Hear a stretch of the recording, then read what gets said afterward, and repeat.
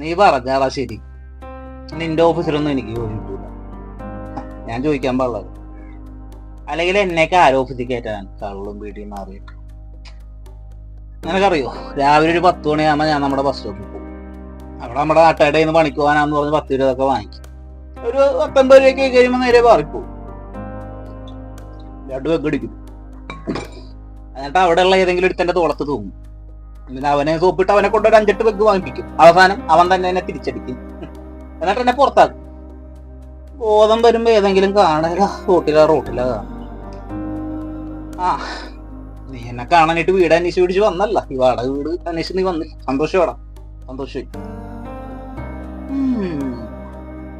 നീ ആളാകെ മാറി.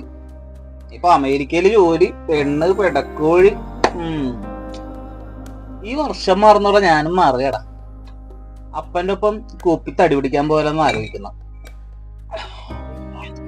യൂണിയനിൽ കയറി പറ്റണം. ഒരു കാര്യമില്ല, ഞാൻ നമ്മുടെ കോളേജിലെ പണ്ടത്തെ യൂണിയൻ ചെയർമാൻ ആയിരുന്നില്ലേ? ഏത് നമ്മുടെ 3-3.5 ലക്ഷം വെച്ച് ഒരു ചെറ്റക്കൂടില്ലെങ്കിൽ തട്ടിക്കൂട്ടണം. ഇനി വരുമ്പോ ഈ പറഞ്ഞ പോലെ അപ്പനെ പേടിച്ച് തലസമ്പൊക്കത്ത് കയറി അടിക്കണ്ടല്ലോ.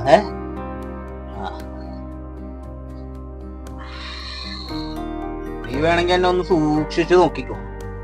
ഈശ്വരനെ ഈ കോലത്തിന് ഇനി കാണില്ല. ഈശ്വർ മാറുകയാണ്. അല്ല, ഈശ്വർ മാറി.